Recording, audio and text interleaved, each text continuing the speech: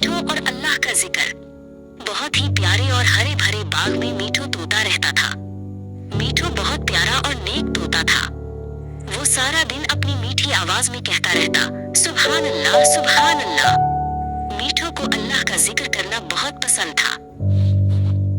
ایک صبح چنیا چڑیا اڑتی ہوئی میٹھو کے پاس آئی۔ میٹھو اس وقت بھی اللہ کی حمد بیان کر رہا تھا۔ چنیا نے حیرت سے پوچھا، میٹھو بھائی، آپ ہر وقت یہ کیا پڑھتے رہتے ہیں؟ کیا آپ تھکتے نہیں ہیں؟ اتنے میں کاکو کوا بھی وہاں آ گیا۔ کاکو کوا بہت شرارتی تھا۔ وہ میٹھو کی بات سن کر زور زور سے ہنسنے لگا اور بولا، ارے میٹھو، چھوڑو یہ سب، آؤ ہمارے ساتھ کھیلو اور مزے کرو۔ یہ ہر وقت اللہ اللہ کرنا کیا ضروری ہے؟ میٹھو نے ایک میٹھا سا امرود پکڑا اور اسے کھانے سے پہلے بلند آواز میں کہا، بسم اللہ۔ پھر اس نے کاکو اور چڑیا سے کہا، اللہ نے ہمیں اتنے پیارے پھل اور یہ خوبصورت زندگی دی ہے، اس کا ذکر کرنے سے دل کو خوشی ملتی ہے۔ اچانک موسم بدلنے لگا۔ آسمان پر گہرے کالے بادل چھا گئے اور ٹھنڈی ہوائیں چلنے لگیں۔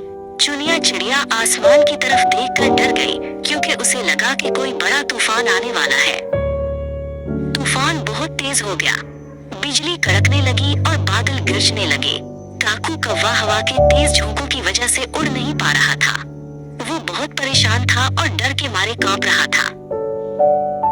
میٹھو طوطا ایک پرانے اور مضبوط درخت کے سوراخ میں آرام سے بیٹھا تھا۔ اس نے اپنی آنکھیں بند کر لیں اور بہت پیار سے پڑھنے لگا، اللہ اللہ اللہ۔ میٹھو بالکل نہیں ڈر رہا تھا کیونکہ اسے اللہ پر پورا بھروسہ تھا۔ تھوڑی دیر میں چنیا چڑیا ہانپتی کانپتی میٹھو کے پاس پہنچی۔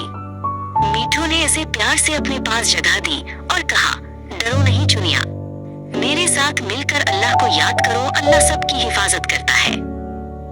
کاکو کوا بھی اڑتا ہوا وہاں آ پہنچا۔ وہ بہت تھک چکا تھا۔ میٹھو نے اسے بھی اپنے پاس بٹھا لیا۔